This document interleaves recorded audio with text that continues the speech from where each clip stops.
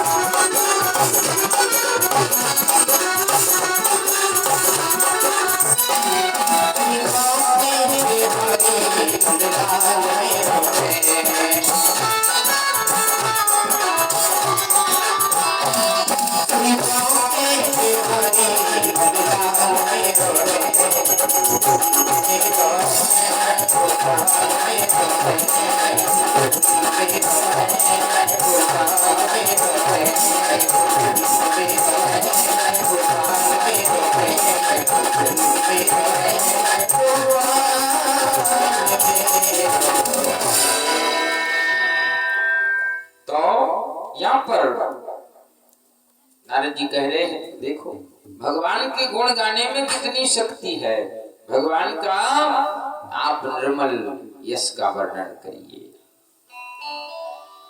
व्यास जी को एक श्लोक बताया, व्यास जी ने एक श्लोक के 18,000 श्लोक बना के और भागवत को तैयार कर दिया। बोले भागवत महापुराण की जय। अब इसमें सोचा कि मैंने भागवत को बना दिया, अब भागवत का वक्ता भी कैसा होना चाहिए, जिसने काम को जीता हो, क्रोध को जीता, बताओ। तो ऐसा कौन है, विचार किया, ऐसा तो मेरा बेटा है सुखदेव। सुखदेव के अंदर काम भी नहीं, क्रोध भी, वो ये भी नहीं जानता स्त्री क्या होती, पुरुष क्या होता। लेकिन अगर मैं अपने बेटे को ही बना दूंगा तो दुनिया वाले कहेंगे व्यासी अपने बेटे को वक्ता बना के चले गए है। देखो हाँ, दुनिया का कलंक भी हमको देखना है, मतलब दुनिया वाले कलंकित भी ना कर दे तो उससे भी बचना है। दूसरी बात, अगर मैं वक्ता उसको बनाता भी हूँ तो वो तो इतना ज्ञानी है कि वो भागवत पढ़ेगा भी नहीं।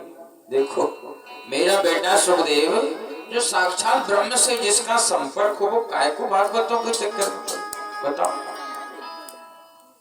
अब मैं उसको कैसे भागवत पढ़ाऊं, उसको उठाना भी मुश्किल है। तो व्यास जी ने अपने चेलाओं से कहा एक काम करो, तुम एक श्लोक याद करो।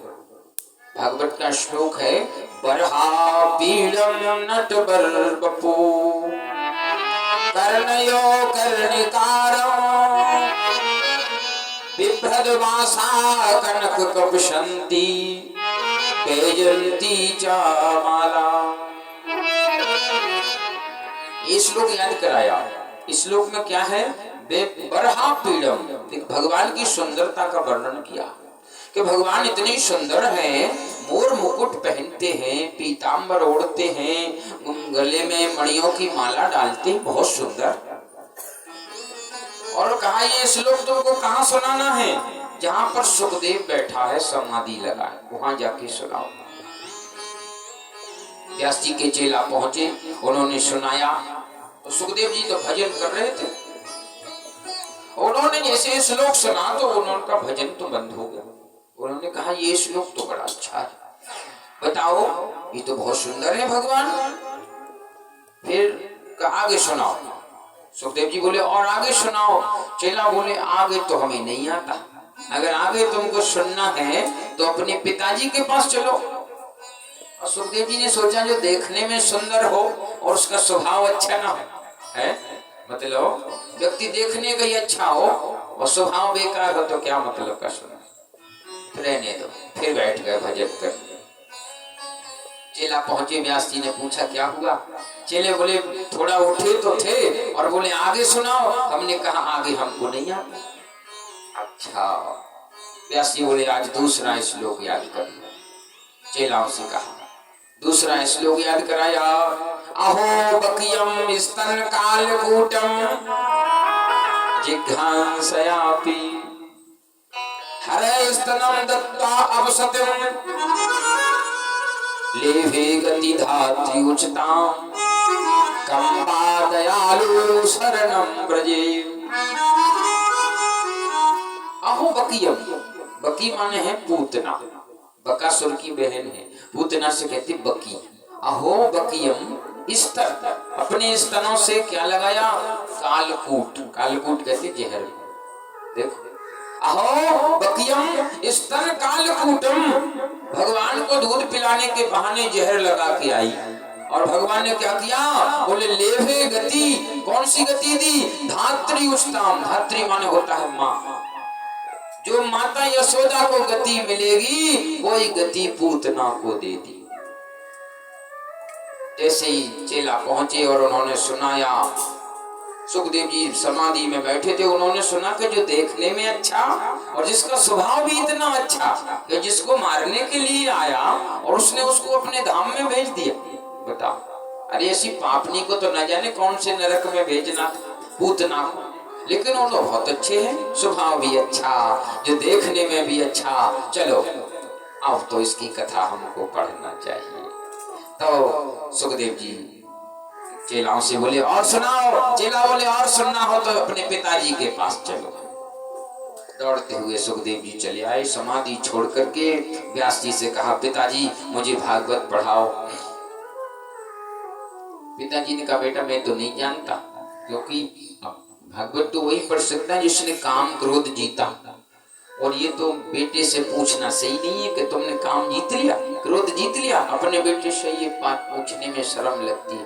तो उन्होंने कहा सबसे ज्ञानी है जनक जी महाराज, और जनक जी के यहाँ भेज दिया, जाओ सुखदेव जनक जी बहुत अच्छी भागवत पढ़ाते, उनसे पढ़ के आओ। और जनक जी के पास भेजा। सुखदेव जी गए और व्यास जी ने खबर कर दी थी कि जनक जी मेरा बेटा आ रहा है, इसकी पूरी परीक्षा ले लो, इसने काम क्रोध जीता है या नहीं जीता। ठीक है। तो जनक जी ने जैसे ही द्वारे पर पहुंचे, सुखदेव जी ने कहा मुझे जनक जी से मिलना है। उनके द्वारपालों ने कह दिया अभी 5 दिन तक नहीं मिल सकते, खड़े रहो बाहर। सुखदेव जी 5 दिन वहीं बैठ गए। देखो 5 दिन बैठे रहे। 5 दिन बाद जनक जी ने पूछा कि जो मिलने आया था उसके चेहरे पर देखो गुस्सा है या नहीं। मंत्री आए, उन्होंने देखा, क्यों तुम 5 दिन से खड़े हो, महाराज नहीं मिल रहे, तुम यहाँ क्यों खड़े हो? सुखदेव जी बोले खड़े हैं, कभी तो मिलेंगे। कभी तो मिलेंगे। ऐसा सुना तो गुस्सा तो बिल्कुल नहीं, इन्होंने क्रोध को जीत लिया। पूछा काम को कैसी परीक्षण करें? तो सुंदरी अप्सराओं को बुलवाया जो देखने में बहुत सुंदर लगती थी। ऐसी ऐसी सुंदरी जब सुखदेव जी के शरीर से आके चैटने लगी, उनको पंखा करने लगी, अपने हाथ से भोजन कराने लगी। देखो तब भी सुखदेव जी के अंदर कोई काम आसक्ति नहीं, कोई वासना नहीं आई। तो जनक जी ने देख लिया कि इन्होंने काम को भी जीता और क्रोध को भी जीता। यही भागवत का अधिकारी। तो फिर जनक जी महाराज ने सुखदेव जी को दीक्षा दी और भागवत कथा सुनाई। कहा जनक जी से पूछा महाराज तुम विदेह कहलाते हो? विदेह तो उसको कहते हैं जिसका शरीर ना हो। तो जनक जी ने कहा विदेह का मतलब शरीर नहीं, शरीर हो, सब कुछ हो, लेकिन उससे प्रेम ना हो। देखो ये राज खजाना मेरा है, मैं नहीं मानता मेरा, क्योंकि जब शरीर भी मेरा नहीं है तो फिर यहाँ कुछ भी मेरा नहीं।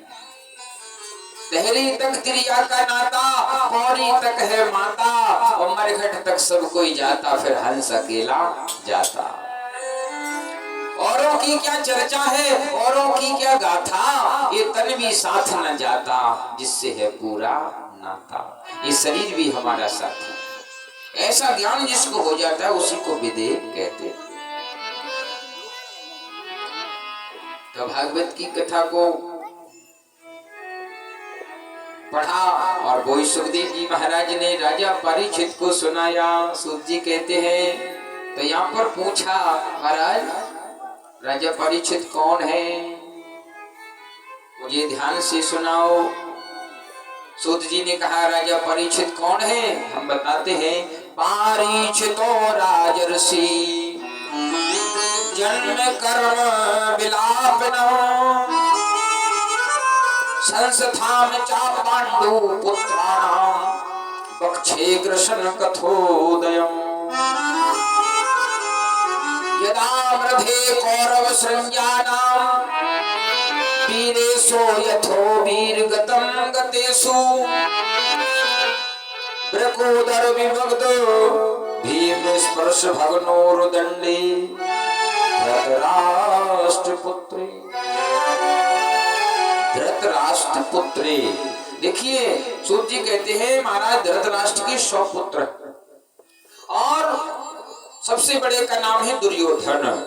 जो भीमसेन ने उसकी जंघाओं को तोड़ दिया अपनी गदा से। प्रकोदरा बी भगद गदा भीम भीमर्ष भगनो रुदंडे। और हाय हाय करके दुर्योधन चिल्ला रहा था।